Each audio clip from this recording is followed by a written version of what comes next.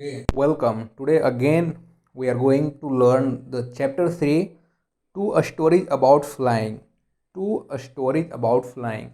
So these two story is about really the flying, where one seagull, that is a bird, he tried to fly. His all family tried to fly. They are flying, but वो जो bird है, that bird is scared of flying. उसको लगता है कि if I fly, I might fall. I might hang up. I might fallen down, and there may be chances that my feather मेरी पंख support ना करे.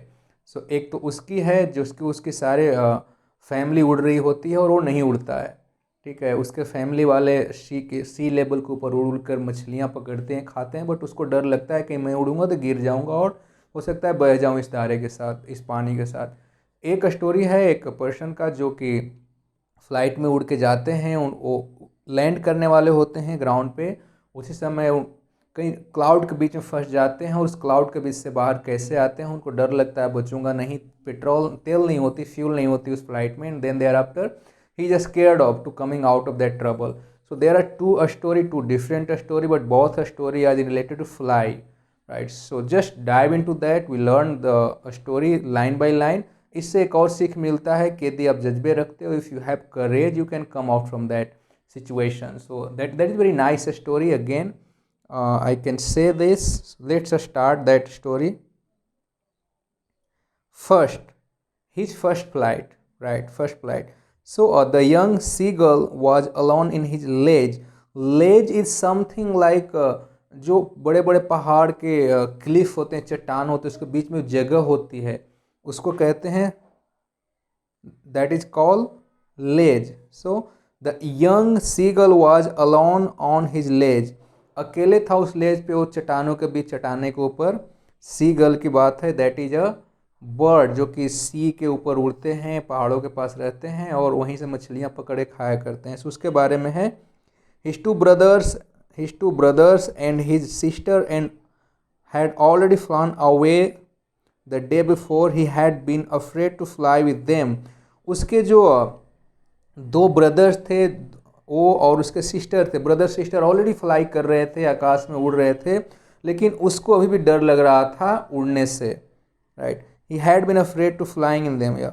Somehow, when he had taken a little run forward to the brink of the ledge and attempted to flap his wings in the wings, he became afraid.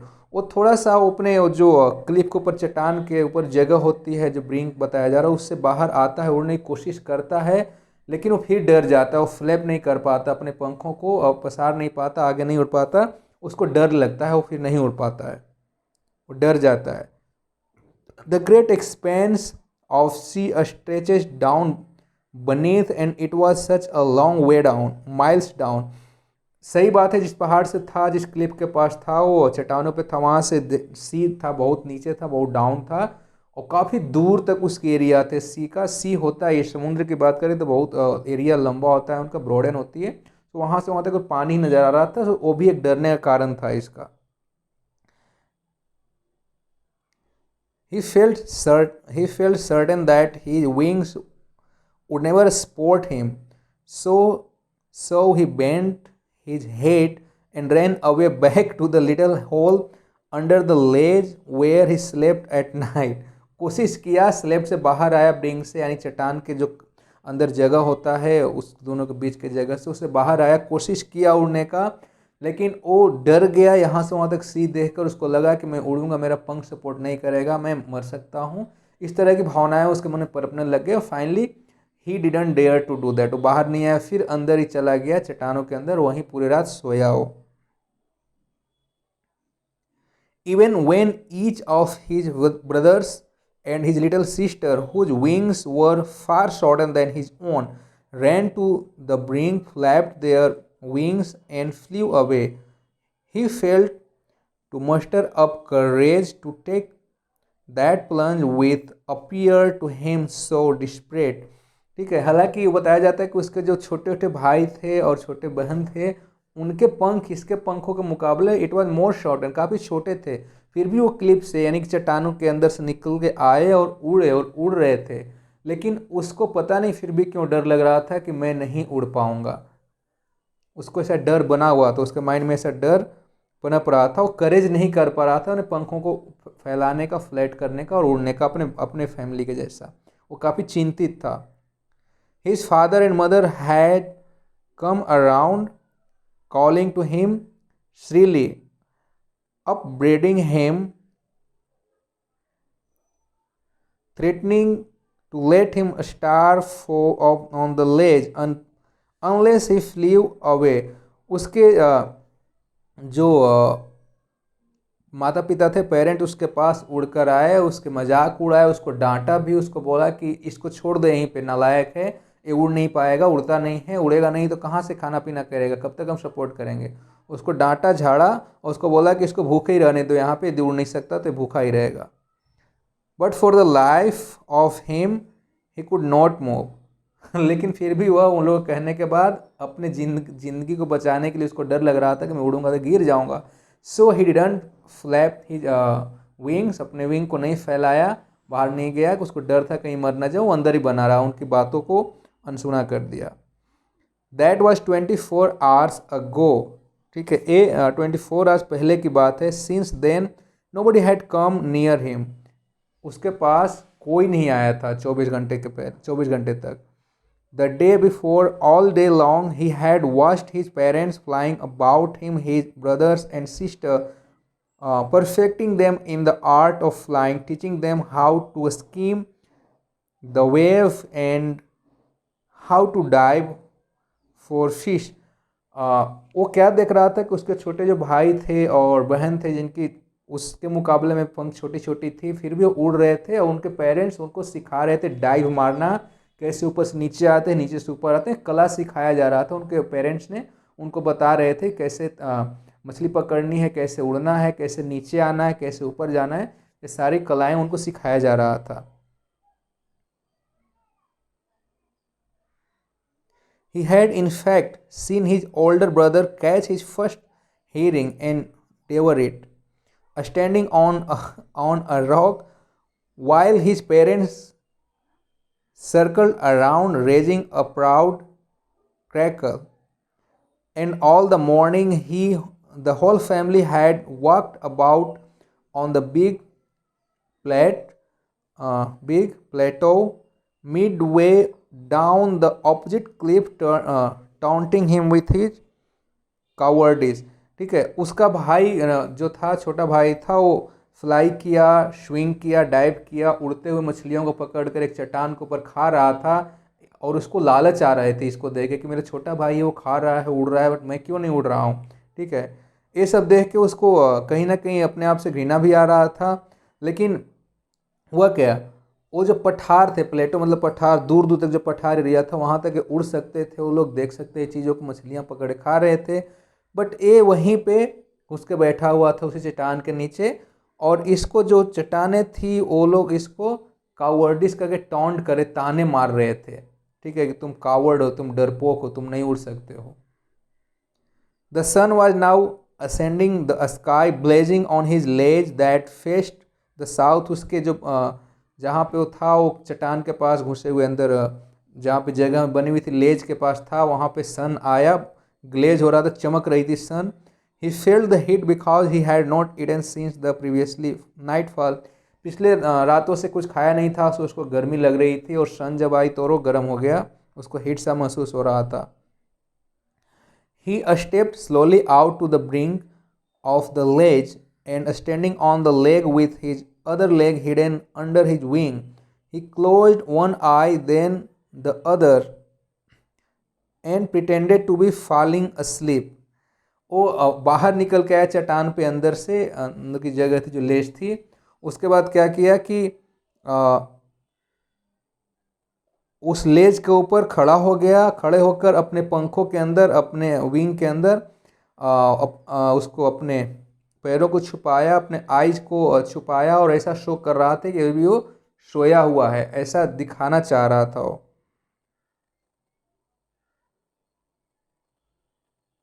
Still they took no notice on him. फिर भी उसके parents, उसके family वाले ने उसको कोई ध्यान नहीं दिया कि वो सोया हुआ है एक जगह, वो दिखाना चाह रहा था कि मैं सो रहा हूँ, लेकिन किसी ने कोई ध्यान नहीं दिया उस पर, nobody noticed it. He saw his two brothers and his sister lying on the plateau, dozing with their heads sunk into their necks. His father was preening means making a effort to maintain the feathers. Yeah, feeding the preening the feathers on his white back. वो देख रहा था उसके जो brother थे, उसके जो sister थे, उड़ रहे थे, वो कलाएं सीख रहे थे, अपने आप को टेक केयर कर रहे थे, सारे कुछ कर रहे थे। उसके फादर अपने पंखों को फैला रहे थे, उसमें इन्वेस्टिगेट कर रहे थे, उसको देख रहे थे, मतलब सही कर रहे थे। ये सारे कुछ देख सकता था, वो बैठ कर देख रहा था। Only his mother was looking at him, लेकिन केवल मदर ही था, इसकी माँ थी जो इसको देख पा रहा था, भाई को इस पर ध्यान नहीं दे रहे थे।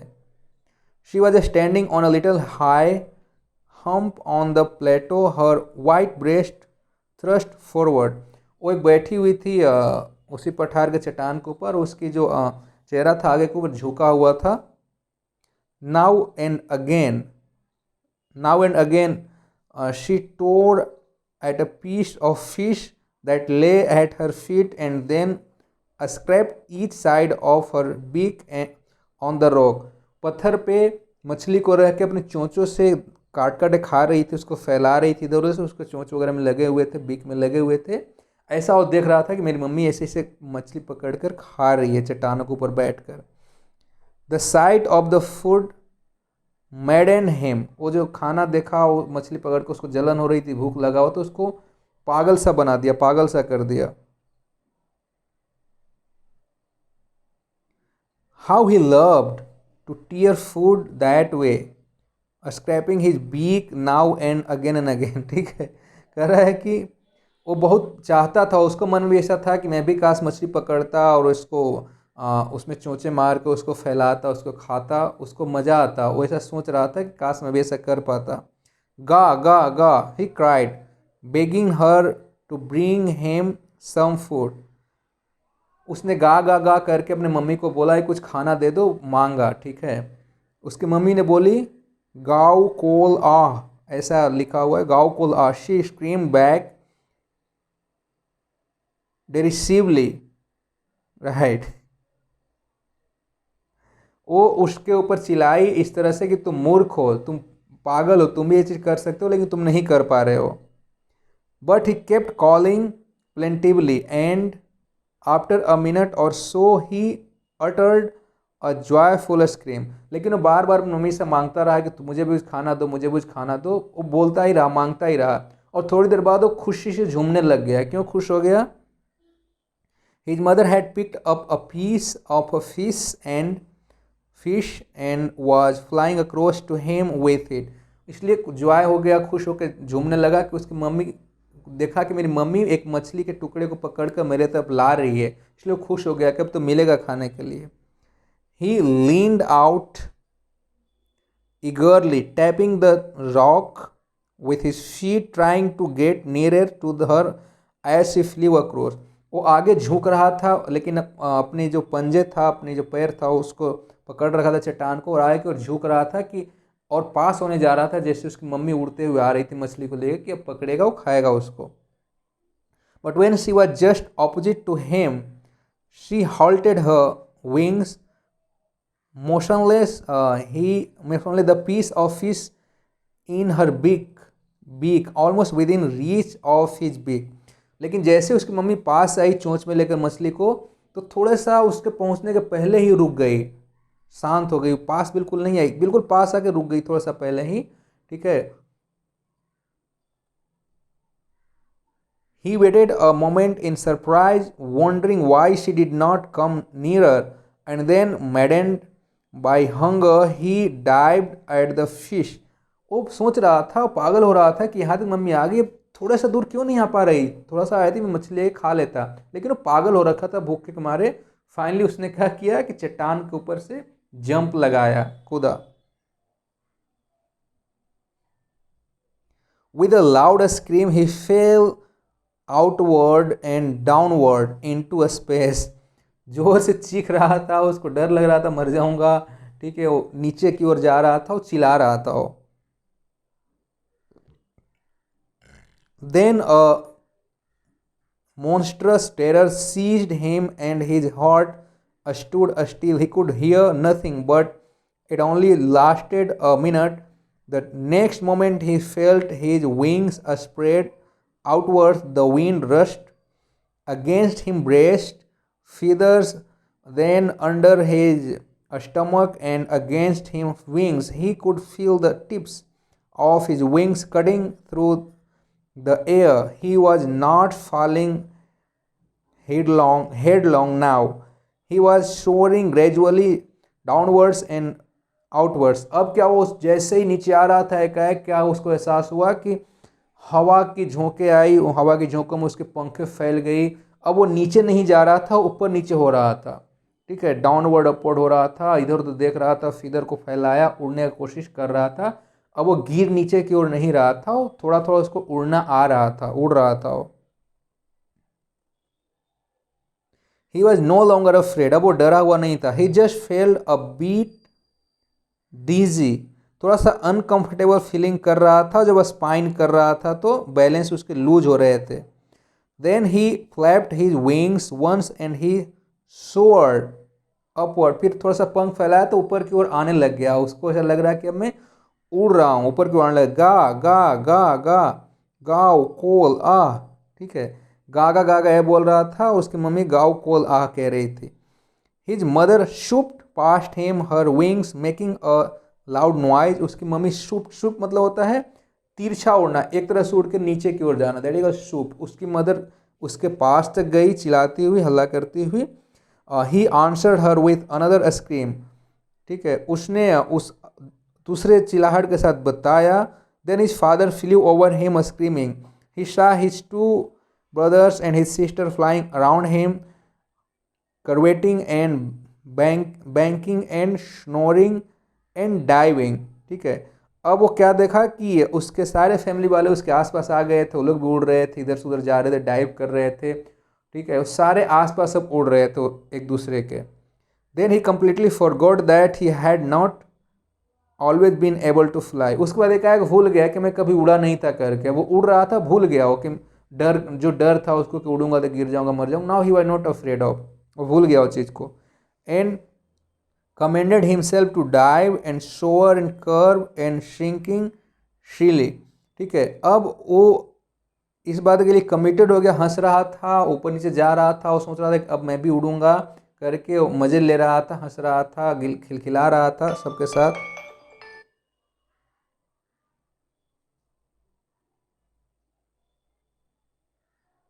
He was near the sea now, flying straight over it, facing straight out over the ocean. He saw a vast green sea beneath him with little reeds moving over it, and he turned his beak sideways and caved amusedly. ठीक है, वो क्या देख रहा था कि वो सी के ऊपर, समुद्र के ऊपर, गहरे पानी के ऊपर, ठीक है, उड़ रहा है। वो देख पा रहा था कि पानी का जो रीज होता है, रीज मतलब होता है चोटी, पानी ऐसे ऐसे जो उमड़ रहे थे, उसको ध्यान से देख रहा था। और ये भी देख रहा था कि यस, और मुंह उसके ऊपर उड़ रहा था और अब वो मज़े ले रहा था, ठीक है। His parents and his brothers and sister had landed on this green flooring ahead of him. उसके जो और फैमिली वाले थे, वो ग्रीन फ्लोरिंग मतलब ग्रीन पानी को कह रही, जो ग्रीन नज़र आता है सी, उसके ऊपर उसके जो और फैमिली थे, ब्रदर थे, सारे थे, वो उड़ रहे थे वहाँ पे। His legs sank into it, his legs sank into it, the screamed with fright and attempted to rise again, flapping his wings, but he was tired and weak with hunger and he could not rise, exhausted by the strange exercise. अब क्या हुआ कि जो उसके जो और family वाले थे मजे ले रहे थे, उस पानी के ऊपर बैठ रहे थे, उड़ रहे थे, वो भी कोशिश किया, लेकिन क्या देखा, उसके जो लेग हैं, जो उसके पैर हैं, पानी के अंदर डूब रहा था। और वो क्योंकि भूखा था, एक जो थका हुआ था, तो वो अब डर गया, कहीं मर तो नहीं जाऊंगा, अब क्या होगा, अब कैसे होगा, पूरा डरा हुआ था, स्ट्रेंज डर उसके अंदर बैठ गया। His feet sank into the green sea and then his belly touched it and he sank no further. अब क्या देखा, उसके फैमिली वाले तो पानी बैठ के मजे ले रहे थे, इसके जब जो लेग थे पानी के अंदर गया, इसकी शरीर टच करा पानी के अंदर, इसको लगा अब तो डूब जाऊंगा। फर्दर क्या हुआ, इसको केवल डर था लेकिन डूबा नहीं ये पानी के अंदर। He was floating on it, and around him his family was screaming, praising him, and their beaks were offering him crabs and dogfish. He had made his first fly.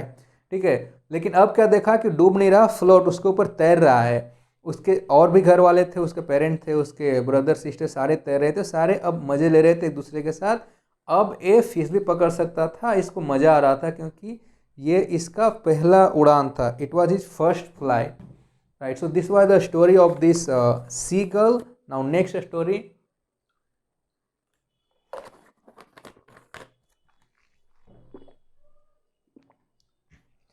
Next story is about a man, the black aeroplane, right? This story, a story इस तरह से है। The moon was coming up in the east behind me, and the stars were shining in the sky, in the clear sky above me. बताता है कि east side से moon हमारे तरफ आ रहा था मेरे पीछे से, और जो स्टार थे, तारे थे, वो ब्राइट कर रहे थे, चमक रहे थे आकाश में मेरे ऊपर। There wasn't a cloud in the sky, उस समय स्काई में कोई क्लाउड नहीं था, कोई बादल नहीं था। I was happy to be alone high up above the sleeping countryside. ठीक है, मैं कंट्री साइड जहाँ की गांव घर के एरिया होता है, वहाँ लोग सो रहे होते हैं, उनके ऊपर से मैं, यानी वो उसमें फ्लाइट में था, उड़ रहा था। I was flying my old Dakota aeroplane over France back to England.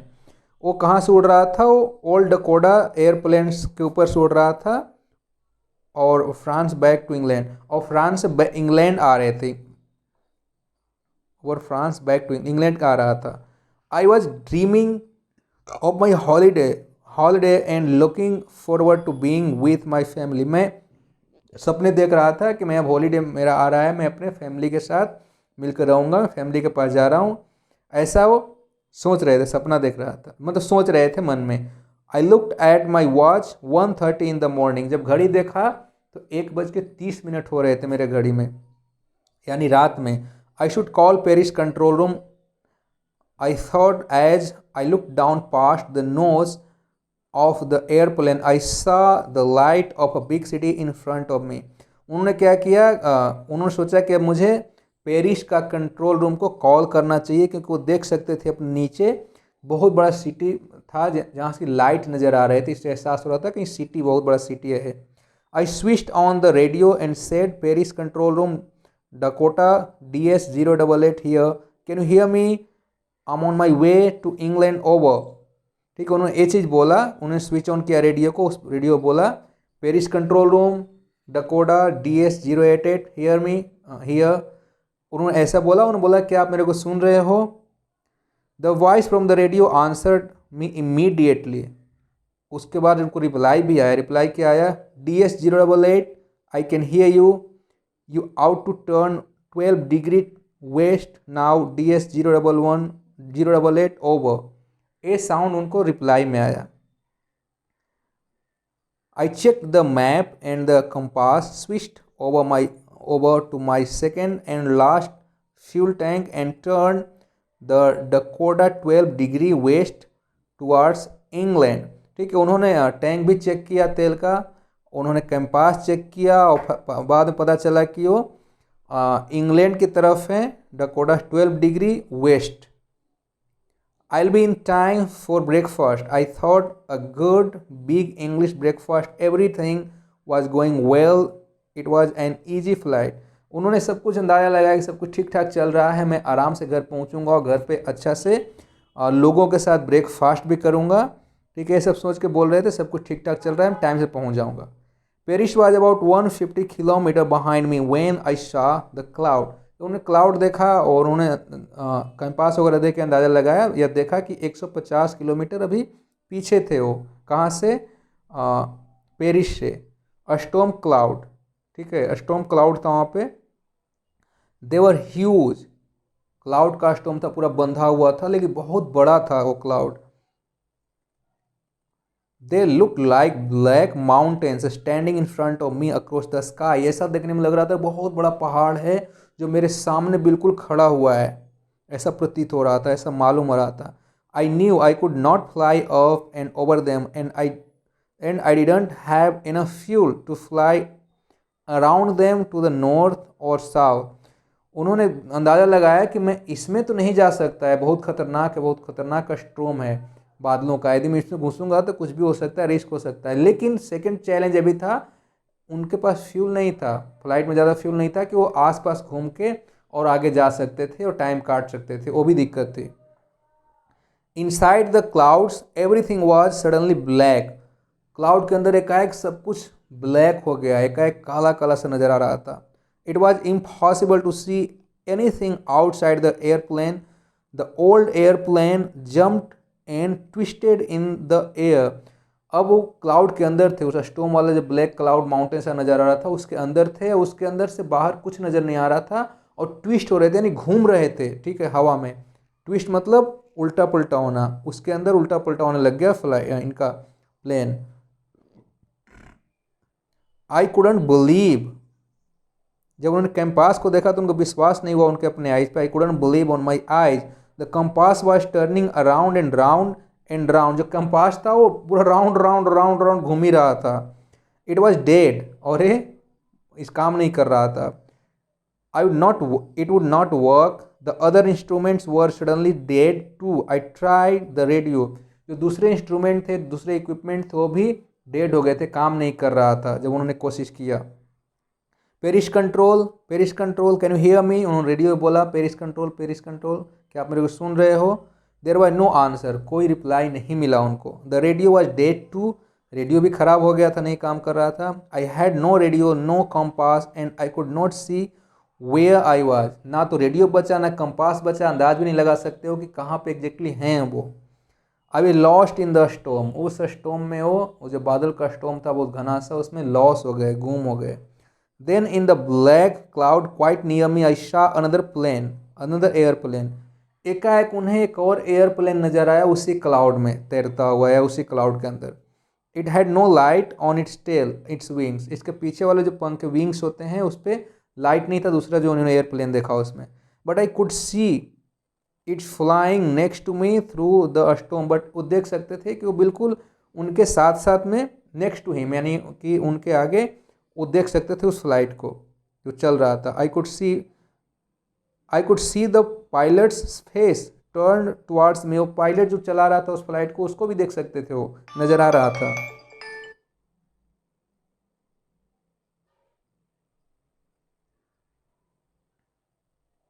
या टर्न टुवार्ड्स मी, वो अपना फेस इनकी तरफ दिखाया। I was very glad to see another person, he lifted one hand and waived.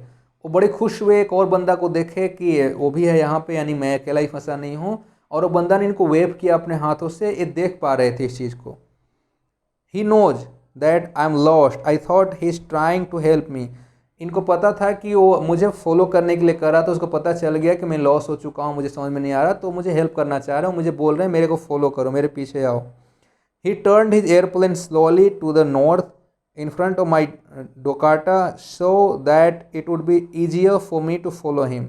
उन्होंने थोड़ा फ्लाइट को slow कर दिया, जो दूसरा फ्लाइट थे, और मेरे को फॉलो करने के लिए बोले, तो मैं उनके पीछे पीछे आने लगा। उससे क्या हो गया, उनको लगा कि मेरे को हेल्प मिल जाएगा, जब धीरे धीरे चलेंगे तो मुझे नज़र आता रहेगा। I was very happy to go behind the strange airplane like an obedient child. मैं बहुत खुश था उनके पीछे पीछे जाते हुए, एक ओबीडियंट लड़के के जैसा, ठीक है, एक अच्छा बच्चा के जैसा फॉलो कर रहा था मैं।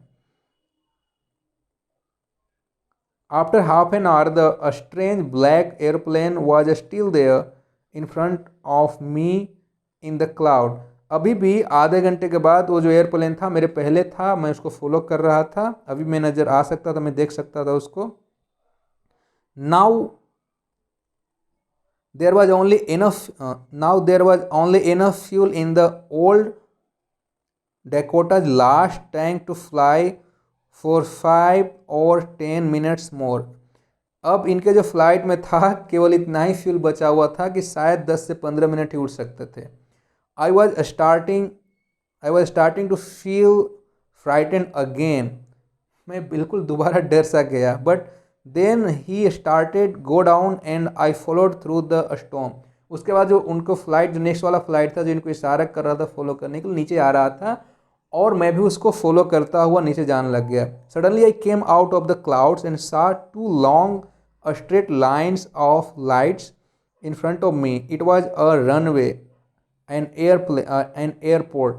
I was safe. I turned to look for my friend in the black airplane, but the sky was empty.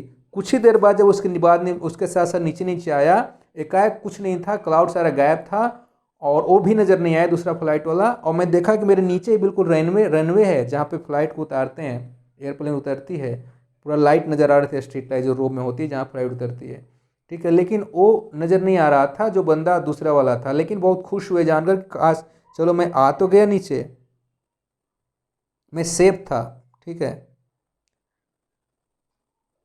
There was nothing there, the black airplane was gone, I could not see it anywhere. यहाँ कुछ और नज़र नहीं आ रहा था, जो airplane था black वाला जो मेरे को यहाँ तक लेके आया वो भी नज़र नहीं आया, वो भी कहीं गायब हो गया, मैं देख नहीं सकता था उसको।